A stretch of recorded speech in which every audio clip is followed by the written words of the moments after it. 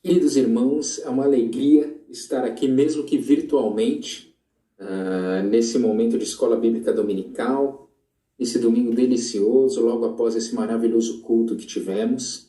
E mesmo que virtualmente, mesmo à distância, nós teremos a oportunidade agora de meditar acerca de 2 capítulos do livro de Jeremias, os capítulos 32 e 33. Certamente não os leremos na íntegra, mas eu peço que vocês façam isso em suas casas. E vamos conversar um pouquinho a respeito do Deus de Jeremias. Vamos começar esse momento com uma oração, queridos. Querido Pai Celestial, nós queremos te agradecer, Senhor, por mais esse dia de vida, em que o Senhor, com tanto amor, bondade e misericórdia, tem cuidado de nós, de nossas famílias e daqueles que nos cercam. Senhor, nós queremos te agradecer pelo teu amor cuidadoso para conosco, Pai, e queremos clamar a Ti, que nos abençoe neste momento de estudo da Tua Palavra, que o Teu Santo Espírito cale em nossos corações todas as verdades acerca de quem Tu és, que o Senhor quer trazer à nossa memória nesta manhã. Pai, cuida de nós neste domingo e no decorrer de toda a semana, e nos capacita a dependermos de Ti, confiarmos em Ti, renova a nossa fé, nossas esperanças, Senhor, e que possamos, a cada dia, vivermos de forma condigna a nossa fé. Muito obrigado pelo Teu amor e bondade, Senhor, expressos no ministério, no sacrifício, na morte e na ressurreição do Seu Filho Jesus, nosso Senhor e Salvador, no nome de quem nós oramos, pedindo e agradecendo. Amém. Queridos, iniciando nossos estudos aqui acerca do Deus de Jeremias, nós começamos o capítulo 32 com uma sequência de 15 e 16 versículos que nós não leremos agora, mas eu friso que os irmãos leiam na íntegra esses 2 capítulos em suas casas. E está acontecendo uma situação muito interessante com o profeta Jeremias, né? A respeito da compra de um campo. Jeremias recebeu uma mensagem do Senhor. E ele recebeu essa mensagem do Senhor estando preso no pátio da guarda no Palácio Real, no palácio do rei Zedequias de Judá. Ele estava ali numa espécie de prisão aberta, um regime aberto prisional ali, e alguns indicam que até para a própria proteção do profeta, em virtude do ministério que ele estava exercendo, e ele era tido por muitos, pela maioria do povo, se não pelo povo em sua totalidade, como um derrotista, um entreguista, um alarmista, um traidor do povo, pelo que ele estava apregoando. Ele estava apregoando a vitória dos caldeus, dos babilônios. Aí, gente, vamos nos entregar. Isso irá acontecer conosco, a palavra de juízo do Senhor sobre o nosso povo. Não vamos nos entregar. Então, toda essa situação, essa turbulência política nesse contexto de dominação de um império em progressão avassaladora, levando o povo, prestes a levar o povo cativo. E em todo esse contexto, nesse local em que Jeremias se encontra, ele recebe uma mensagem do Senhor, e o Senhor diz a ele que um primo de Jeremias, Hanameel, filho de Salum, viria e lhe diria, faria uma proposta para comprar um campo de Hanameel em Anatote. Pela lei do povo, ele teria direito de comprar antes que esse primo oferecesse a outro por questões do parentesco entre eles. E, gente, vamos lembrar do que a gente está falando aqui, né? Para um israelita vender sua terra, sua porção na terra prometida, era um último recurso, uma declaração de falência, era uma medida extrema. Agora, veja bem, Hanameel está querendo que o profeta Jeremias compre o campo dele, e a gente está falando de um campo em Anatote, que nesse momento era um território ali na terra de Benjamim, que já estava em posse do exército de Nabucodonosor. Esse episódio aqui, retratado no capítulo 32 e 33, acontece pouco tempo antes da tomada completa pelos babilônios. Então, percebem a estranheza de toda essa situação? O primo está querendo vender para o profeta Jeremias um campo que aparentemente teria pouco ou nenhum valor em pouquíssimo tempo, por conta de toda a situação envolvendo o cativeiro do povo, que era iminente e já tinha sido determinado pelo Senhor. Gente, Jeremias deveria comprar ou não, né? E aí? Ele comprou num ato de fé e principalmente em obediência à palavra do Senhor, que veio a Jeremias antes da chegada de seu primo e o disse o que aconteceria. Num ato de fé, e percebam, uma fé que levou Jeremias, contra todas as circunstâncias, a obedecer o Senhor, Jeremias comprou, pagou, na presença de testemunhas, assinou a escritura, sacramentou e mais.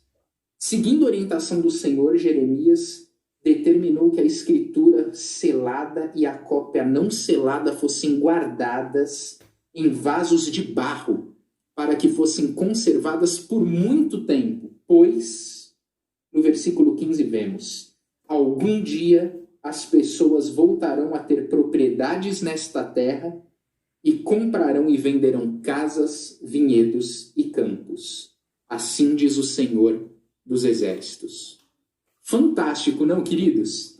A situação em que Jeremias se viu, obviamente, situação essa no controle do nosso soberano Deus, mas uma prova à sua fé, uma prova à sua esperança, uma prova extrema no contexto em que eles estavam.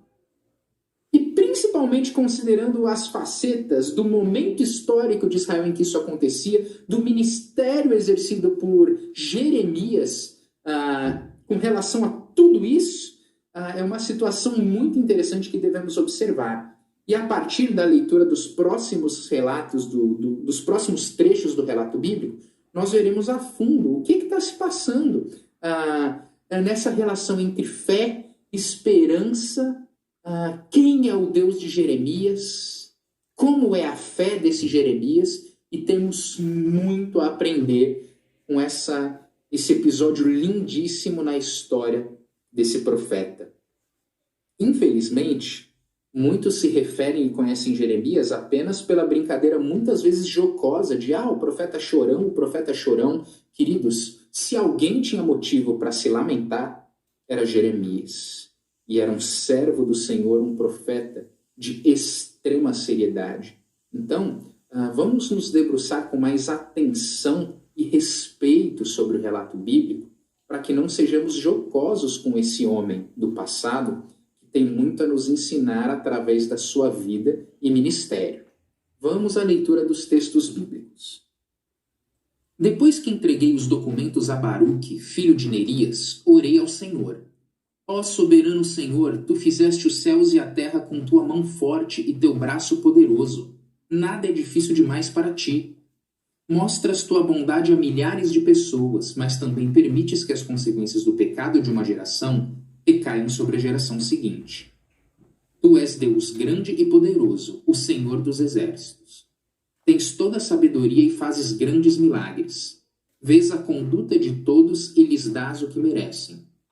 Realizaste sinais e maravilhas na terra do Egito, feitos lembrados ainda hoje. E continuas a fazer grandes milagres em Israel e em todo o mundo. Por isso o teu nome é famoso até hoje.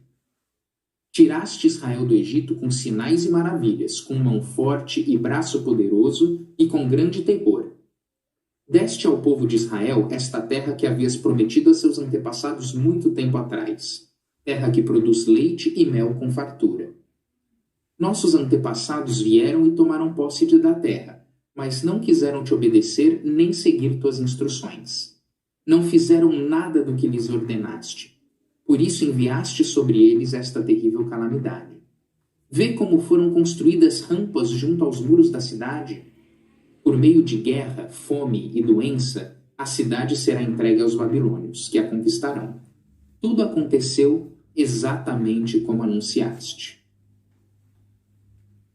Queridos, nós temos vivido momentos difíceis, momentos de tristeza, de calamidade, de angústia, de distanciamento, de afastamento, de isolamento, de muitas vidas sendo perdidas. E infelizmente é comum, inclusive entre os cristãos, pessoas se questionando a respeito de quem é Deus, se Deus existe. Num momento como esse, nós não podemos nos deixar trair pelo nosso coração enganoso e pelo peso das circunstâncias, mas nós precisamos agir como vimos o profeta Jeremias, no trecho que acabamos de ler, vivendo um período terrível de calamidade nacional, sendo profeta em meio a todo esse período turbulento. Ele leva ao Senhor um clamor.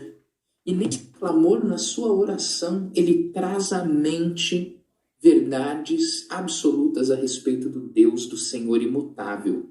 E essas verdades fazem toda a diferença na relação da sua fé com o seu Deus. A fé é grande? Como é a nossa fé em comparação ao tamanho do nosso Deus absoluto, enorme, imutável? Nós vimos nesse relato bíblico que Jeremias, ele se lembra de que o nosso Senhor é o Criador onipotente, o autor da vida, o autor da criação, também é o autor da redenção, o autor do juízo. Mas ele é misericordioso e justo, ele traz o equilíbrio perfeito entre a justiça e a bondade. E ele é conhecedor de tudo. Nada, pessoas, intenções, propósitos, nada lhe é oculto. Em especial o comportamento humano. Ele é o soberano Senhor de toda a história. Nada no passado, presente ou futuro se manifesta, se passará fora de sua soberania absoluta sobre toda a história. Temos confiado nesse Deus, queridos. Temos nos lembrado dessas verdades importantíssimas para todos os momentos de nossa vida, de nossa caminhada, do nosso relacionamento com o Senhor. Quero propor nesse momento uma pergunta para reflexão. Nos tempos de angústia e de calamidade, como este que temos vivido, nós temos sido sufocados pelo medo e pela desesperança?